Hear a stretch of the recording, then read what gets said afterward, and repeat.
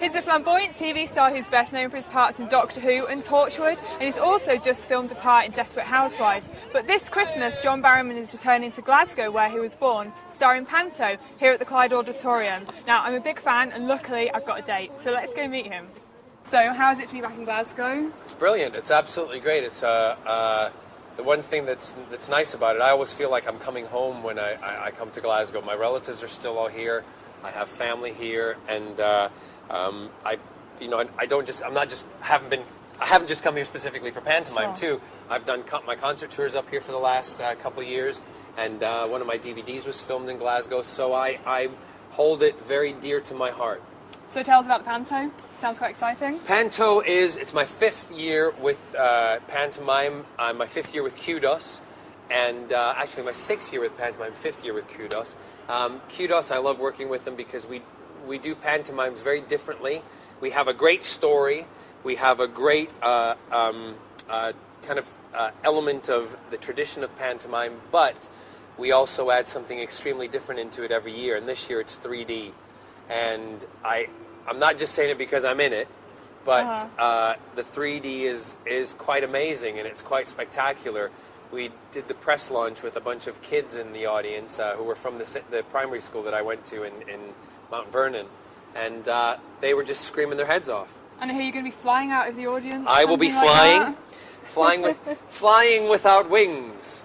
You Fantastic. know, people say, "Why how can you fly?" Well, I am a fairy. Of course. Fantastic.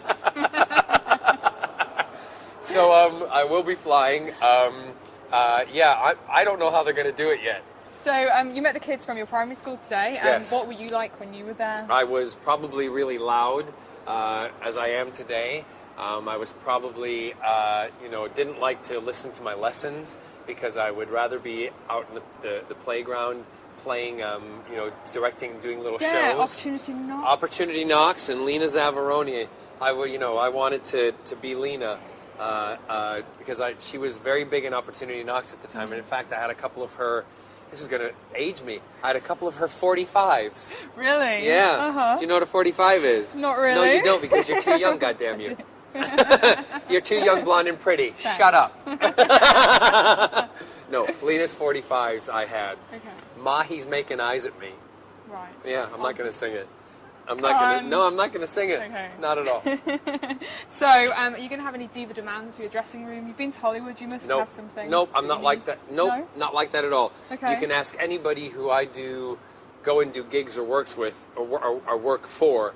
Normally people have what they call a rider, which has all these different demands. I don't have any. So obviously you moved to America when you were 9. Do you Yes. think that you'd have been so successful as you have been if you just stayed in Scotland? Well, I don't. That's a hypothetical question, and it's a question that I know you guys like to ask because you'd like me to say something controversial. I know that performing was in my blood, and I know that I would have, if I'd shown still the element that I wanted to do to my parents, whether we were in Glasgow or America, they would have given me the opportunities to do it. One of my cousin's son is going to performing arts school in Glasgow, so I know you can do that, so possibly I would have had the same opportunities. I don't know if I would have been as successful, because I might not have been as successful in, it's all those kind of things. Just depends on where you are, what you do, and taking the opportunities that come your way. And that opportunity for my dad was to go to the States with his family, and he took that opportunity. And to be honest with you, I'm glad that he did, because if he didn't do that, I wouldn't be sitting here, and I wouldn't be coming back to Glasgow to do pantomime. So It's worked out perfect. Absolutely.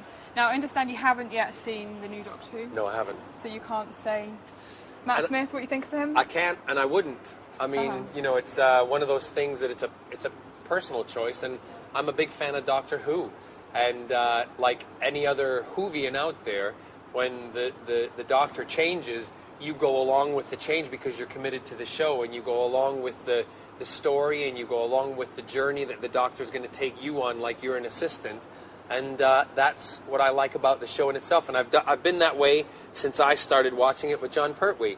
But I have downloaded the episodes on iTunes, and when I was in the U.S., so they're on the computer, and I have a choice of doing that or going to BBC iPlayer to watch them, and I will And when I watch them, if you ask me again, I'll tell you what I think. Okay, well, I better come back and ask you then. You better come back and ask me. Not that my opinion matters. Of course it does. Because the nation absolutely love it already. Yeah, he's good. He's actually. good. Yeah. I'm sure he would. I knew he would bring his own personality to it, and David will always have a place in my heart as Captain Jack's doctor, but I hope one day that Captain Jack gets the cross pass with the new doctor. Yeah, do you know if you're going to be going back? Don't know. Haven't been asked, but if I am, I'll go at the drop of a hat. Now, you've got some crazy fans. Do I? I've discovered you do, yeah. Who follow you around everywhere. I crazy fans? Who might that be? I'm not the craziest I've met. Trust me. What kind of crazy things do they do? Following you around? See, the thing is, I don't see them as being crazy. I see them as being really, really committed and dedicated, and slightly obsessed at times. Yeah. But I have to say truthfully and honestly, my fans are not ones that I'm afraid of, and they're not ones that I fear, because they really respect who I am, and I think it's partially because I give them as much as I can. Time and to talk with them and to maybe give them, even if it's a snippet, if I'm going from one place to the other, and they appreciate those moments, and also they respect my life, and my family. So I don't see them as crazy, but I love crazy people. Everybody should, if they are crazy, then everybody should have someone who's eccentric and a bit off the wall in their life. It makes life interesting. Now, when you were in Glasgow last year, you had a bit of a wardrobe malfunction. Ripped my pants. At your concerts. Yep. We had that page 3 of the Evening Times. Yep. I took a picture. Did you? What happened? I bent over and my pants ripped. That's what happened. I wish I could say it was planned, but it wasn't. And the ironic thing is that every DVD that I've recorded of a live stage performance, if you go back and look at a show I did on Broadway called Putting It Together, there's a DVD of that. The exact same thing happened. Right. The exact same thing. Ruthie Henschel and I was on stage doing the performance. Carol Burnett's skirt fell off that night. My pants ripped. So, I couldn't believe. I mean, I watched that video. Funny. I watched that video, the DVD, and I actually still makes me laugh because Jenny, who is one of my dancers, I call her Jenny Fabulous. That's not her real name, but I call her that. And Jenny next to me, and you see me showing her, and she just goes, I still make myself laugh. I couldn't believe it happened. I know. Couldn't believe it happened. Brilliant. That's what live shows are all about. Absolutely. And how you cover it up and how you deal with it. And I'm glad that we were still able to put it on an outtake, because we had to edit around it and explain why all of a sudden I had a different pair of pants on absolutely. halfway through the second act.